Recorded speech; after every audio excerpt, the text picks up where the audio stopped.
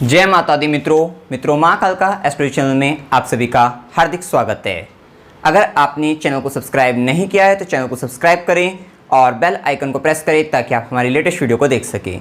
आज हम स्टार्ट करने वाले हैं monthly prediction for Taurus ascendant June 2021 वृषभ लगन के जातकों के लिए जून माह का मासिक फल। आइए देखते हैं मित्रों, अगर आपकी लगन कुंडली के अंतर्गत यहाँ पर 2 नंबर लिखा हुआ है तब आपका वृषभ लगन है और तभी ये भविष्य कथन आपके लिए होगा। क्योंकि ये भविष्य कथन लगन से दिया गया है, राशि से नहीं दिया गया है, तो आपको सबसे पहले ये चेक करना जरूरी है कि क्या आपका लगन वृषभ लगन है अथवा नहीं। और इसके लिए आपको देखना होगा अपनी लगन कुंडली को और यहाँ पे आपको देखना होगा कि यहाँ पे 2 नंबर लिखा हुआ है या नहीं।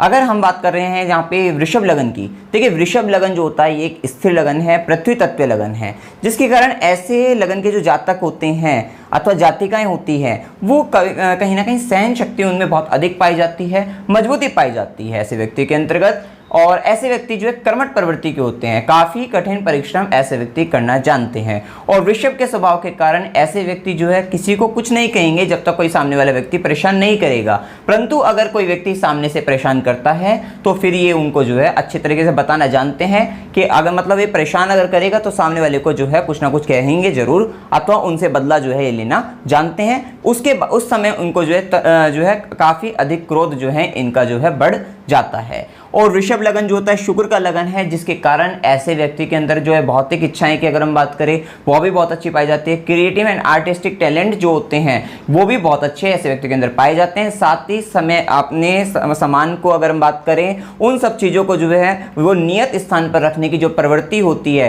वो भी इनके अंदर पाई जाती है। अब हम बात कर रहे हैं गोचर के बारे में। अगर हम बात करें तो यहाँ पर देखिए शनिदेव की अगर हम बात करें तो शनिदेव मकर राशि में 23 मई से जो कि वक्री होकर चल रहे हैं, ये आपके शनिदेव नवम भाव के अंतर्गत चल रहे हैं। गुरु की अगर हम बात करें तो गुरु कुंभ राशि के अंतर्गत जो है दशम भाव के अंतर्गत गोचर कर रहे हैं। राहु केतु की बात करें वृषभ राशि के अंतर्गत लगन के अंतर्गत, और केतु वृश्चिक राशि में सप्तम भाव के अंतर्गत गोचर कर रहे हैं। और कुछ गोचर की अगर हम बात करें सूर्य की बात करते हैं तो सूर्य 15 जून तक वृषभ राशि के अंतर्गत अर्थात लगन में ही गोचर करेंगे सूर्य जो है 15 जून तक जो है।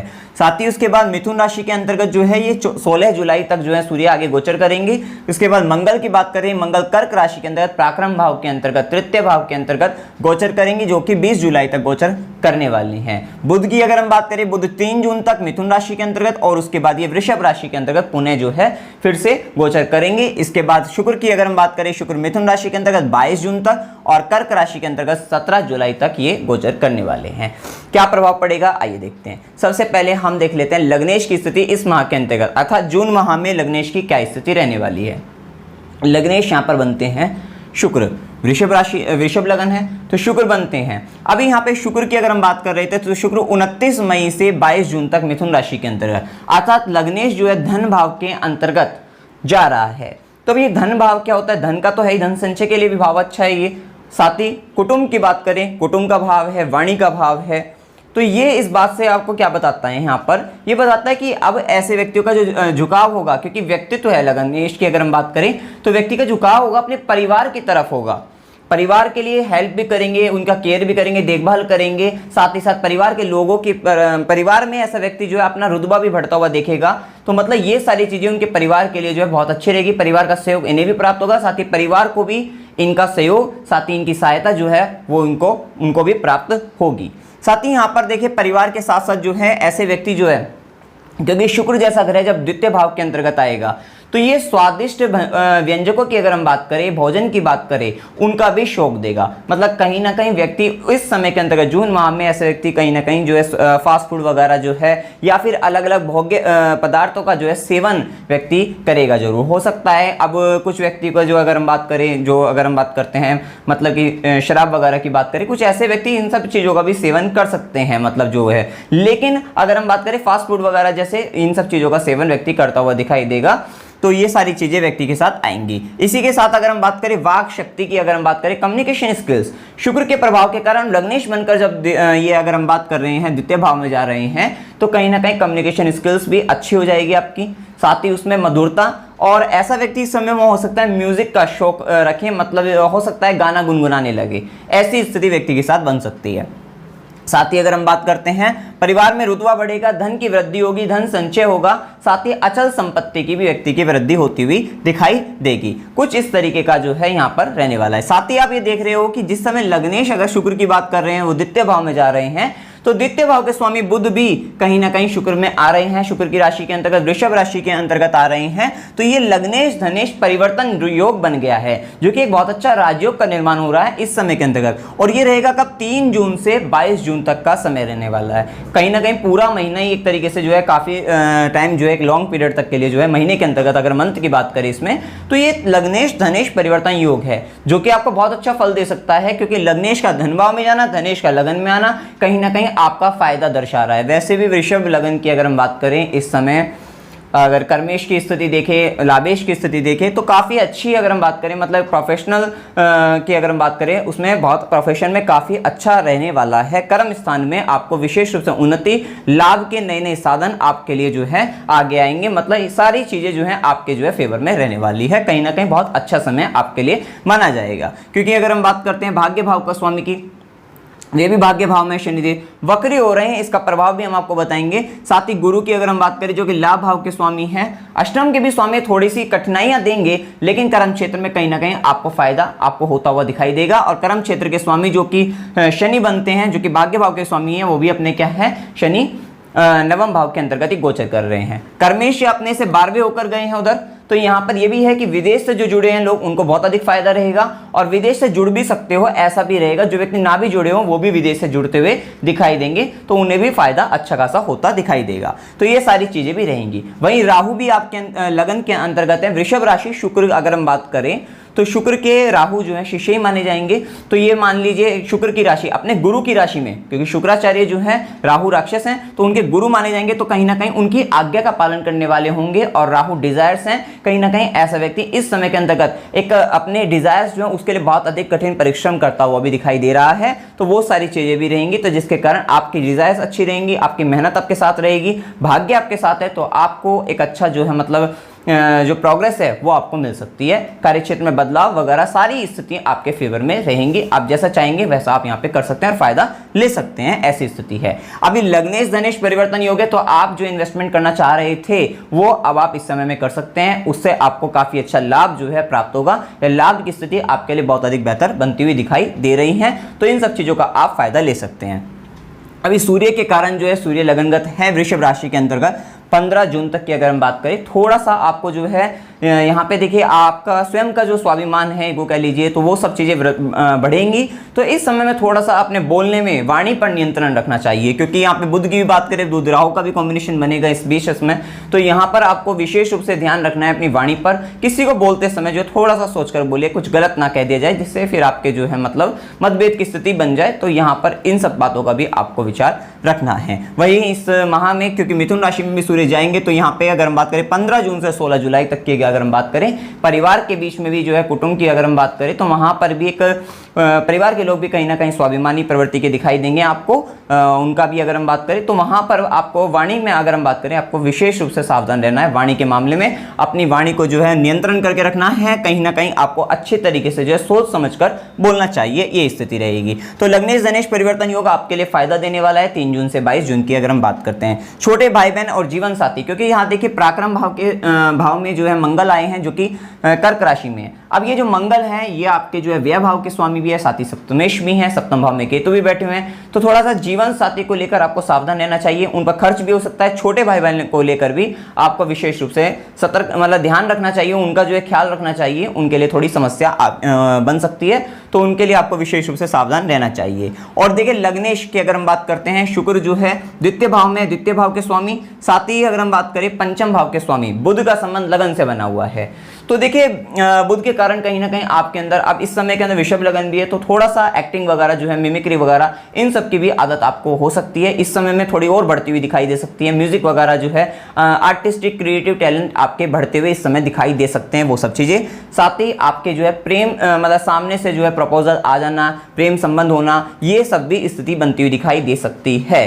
तो ये भी स्थिति यहाँ पर होती हुई दिखाई देती है। लव अफेयर के यहाँ पे चांसेस बनते हुए दिखाई देते हैं, तो इन सब की स्थिति बन सकती है। ज्ञान वृद्धि के लिए बहुत अच्छा समय है, और हायर एजुकेशन से जो लोग जुड़े हुए हैं उनके लिए बहुत अच्छा है, और जो लोग चाहते हैं इन सब चीज़ों में तो उनके लिए भी ये समय बहुत बेस्ट रहने वाला है। ये सारी स्थिति अच्छी रहेगी। साथ ही यहाँ पे देखिए सूर्य जो है अगर हम बात करें तो वो चतुर्थेश भी हैं, और सूर्य की स्थिति सूर्य राहु के साथ आएंगे, और ग्रहण की स्थिति भी सूर्य ग्रहण जो है 10 जून को है, लेकिन ये ग्रहण भारत में नहीं दिखेगा। फिर भी आपको अपनी, क्योंकि सूर्य आपके चतुर्थेश हैं, तो भूमि भवन वाहन की बात करें या फिर आपकी माता की बात करें, उनको लेकर थोड़ा सा आपको यहाँ पे सावधान रहना चाहिए। किसी भी प्रकार की समस्या इनसे जुड़ी तो आपको हो सकती है, घर को लेकर जो समस्या बन सकती है। माता को लेकर, माता के स्वास्थ्य का विशेष रूप से ध्यान रखिएगा। तो ये सारी चीजें भी यहाँ पर बनती दिखाई देगी, तो इनको आपको विशेष रूप से ध्यान रखना है। साथ ही 10 जून को तो ध्यान रखना ही है सूर्य ग्रहण के समय में, मतलब इस समय में ध्यान रखना ही है। लेकिन अगर हम बात करें तो यहाँ पे जैसे अगर हम बात करें 15 जून तक तो विशेष रूप से आपको ख्याल रखना ही है।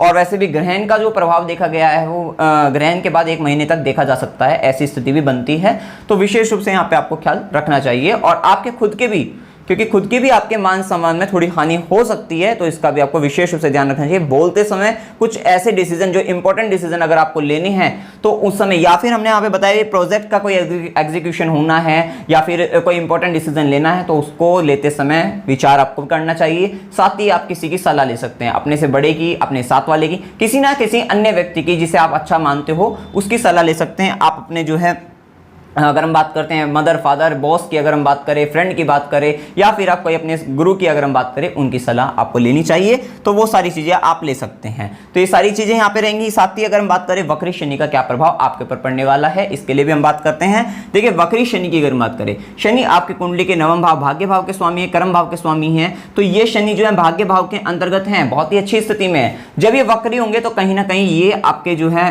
9वें भाव के साथ साथ अष्टम का भी फल देंगे। तो यहाँ पर देखिए स्थिति ये रहेगी, एक तो बात ये रहेगी यहाँ पर अष्टम का फल देने के साथ साथ आध्यात्मिक उन्नति। अभी तक जो आपकी भौतिक उन्नति अच्छी थी और सांसारिक रूप से उन्नति अगर हम बात करें वो अच्छी थी, अगर कार्य क्षेत्र की बात करें भौतिक रूप से तो वो सब चीजें अच्छी थी। लेकिन यहाँ पर अब की बात, अब क्या होगा, अब कार्य क्षेत्र की उन्नति होगी, आपकी आध्यात्मिक उन्नति होगी, वो ज्यादा मैटर करेगी। आपकी आध्यात्मिक उन्नति वो आपको जो है ज्यादा सफलता दिलाने वाली होगी। वहीं भौतिक कार्य और सांसारिक कार्य में थोड़ी सी आपको समस्या बनाकर या फिर थोड़े कष्ट बनाकर या फिर उसमें संघर्ष जिसे कहते हैं या फिर कठिन परिश्रम आपका उसमें अधिक बढ़ जाएगा। इस तरीके से आप समझ सकते हैं। मतलब अगर आपके जो प्रोफेशनली अगर आपसे बात करी जाए, इसमें जो है प्रोफेशन को लेकर अगर आपकी बात करी जाए, कर्म क्षेत्र को लेकर बात करी जाए, तो वहां पे हो सकता है हार्ड वर्क जो है, जो अचीवमेंट आपको हुई है उसको लेकर आपको हार्ड वर्क करना पड़ सकता है। कुछ ऐसी स्थिति आपके साथ यहाँ पर बन सकती है। अभी यहाँ पर देखिए अचानक क्योंकि अष्टम भाव का जैसे संबंध बनेगा तो 23 मई के बाद से थोड़ी सी आपके स्वास्थ्य को लेकर अचानक से समस्या या कार्य क्षेत्र में थोड़ी अचानक से समस्या, ये स्थिति आपको यहाँ पर बनती हुई दिखाई दे सकती है। रुके हुए काम, जो आपके काम पेंडिंग थे, रुके हुए गए थे, या जो आपने पहले सोच रखे थे भाई करेंगे आगे, टाल दिए थे काम, वो यहाँ पर आपको बनते हुए दिखाई देंगे। अभी यहाँ पर देखिए क्योंकि शनि अभी 9वें भाव के अंतर्गत बैठे हुए हैं, और देखिए 9वें भाव की अगर हम बात करें वो भाग्य का, धर्म का, स्पिरिचुअली अगर हम बात करें, गुरु की बात करें, और यहाँ पे शनि का वक्री होकर ये कहीं ना कहीं धनु का भी प्रभाव देंगे जो कि गुरु की राशि है। तो इस समय में ये भी कह सकते हैं कि कहीं ना कहीं आपको एक आध्यात्मिक गुरु की प्राप्ति हो सकती है। तो यहाँ पे धार्मिक गुरु की आपको प्राप्ति हो सकती है, और उसकी सलाह के द्वारा जो है, जो सलाह दे रहे हैं आपको, उनके द्वारा आपका कल्याण होता हुआ यहाँ पर दिखाई दे सकता है। तो इस तरीके की कहीं ना कहीं एक एडवाइस जो है आपके जीवन में कोई ऐसी कोई भी व्यक्ति दे सकता है, हो सकता है आध्यात्मिक हो, धार्मिक हो, या फिर कोई ऐसा व्यक्ति जो आपका आइडियल हो, तो वो भी आपको कोई ऐसी सलाह दे सकता है जिसके कारण आपके जीवन में काफी बदलाव आते हुए दिखाई दे सकते हैं। ये सारी स्थिति रहेगी। शोध कार्य जो व्यक्ति रिसर्च से जुड़े हुए हैं उनके लिए बहुत अच्छा समय रहेगा। अभी रिसर्च में आपको जो है फायदा दिखाई देगा। सांसारिक कार्यों में मेहनत और संघर्ष की स्थिति रहेगी, और हायर एजुकेशन रिसर्च के लिए अच्छा समय है, और गुरु द्वारा दी गई सलाह आपके लिए कल्याण करने वाली रहेगी। ये सब चीजों में आपके लिए फायदा होने वाला है। साथ ही अगर हम बात करते हैं यहाँ पर, तो देखिए जो व्यक्ति जॉबलेस वगैरह हैं सबको मतलब यहाँ पर देखिए जॉब की स्थिति अच्छी बनती हुई दिखाई दे रही है। वो भी सारी स्थिति मतलब प्रोफेशनली अगर हम देखा जाए, कर्म क्षेत्र को लेकर देखा जाए, तो आपके लिए लाभ की स्थिति बनती हुई दिख रही है। तो आप मेहनत करिए यहाँ पर, और आपको भाग्य का आपको साथ मिलेगा, और आपकी जो इच्छा है वो पूर्ण होती हुई यहाँ पर दिखाई देगी। साथ ही शुभ दिनों की अगर हम बात करें तो देखिए शुभ दिनों में जैसे हमने 1 तारीख से 3 तारीख कहा है, तो उसमें समय हमने लिख रखा है 1 तारीख को 8:48 AM, मतलब सुबह के हैं। तो यहां से आप यहां पे चेक कर सकते हैं कि किस समय से किस समय तक का ये समय है।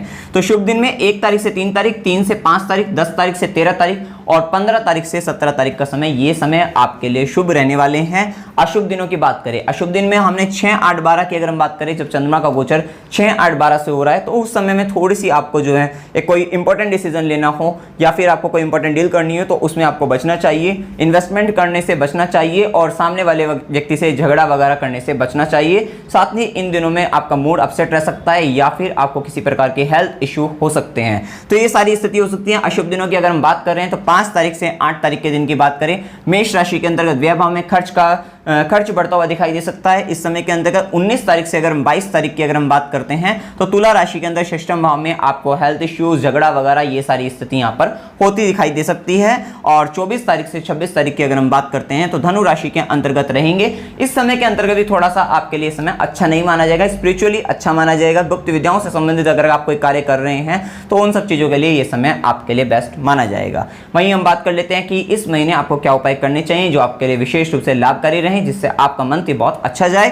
तो इसके लिए हनुमान चालीसा का पाठ आपको जो है जरूर करना है। सूर्य देव की आराधना करनी है। सूर्य देव की आराधना के लिए आप आदित्य हृदय स्तोत्र का पाठ कर सकते हैं। सूर्य देव को नित्य जल दे सकते हैं। साथ ही शनिवार को जो है गरीबों को भोजन करा सकते हैं। शनिवार के दिन सायंकाल में अगर हम बात करें, सूर्यास्त के बाद की अगर हम बात करते हैं तो वहां पे आप पीपल के वृक्ष के नीचे सरसों के तेल का दीपक जला सकते हैं। तो ये सारे उपाय आपको जो है फायदा देने वाले होंगे। आपके जीवन में जो भी दिक्कतें अगर आएंगी तो उन सब चीज से आपका बचाव करने वाले होंगे और आपके स्पिरिचुअल ग्रोथ, आपकी जो है अगर हम बात करें भौतिक उन्नति की अगर हम बात करें या फिर आध्यात्मिक उन्नति की बात करें, उन सब चीज़ों में आपको फायदा देने वाले होंगे। तो बहुत ही अच्छा रहेगा। समय अच्छा है आपका चल रहा है तो इसका भरपूर आप लाभ लीजिए। तो इसमें कोई भी डाउट हो आप कमेंट सेक्शन में जरूर पूछ सकते हैं। वीडियो अगर आपको अच्छा लगा वीडियो को लाइक कीजिए, शेयर कीजिए और चैनल को सब्सक्राइब कीजिए। जय माता दी।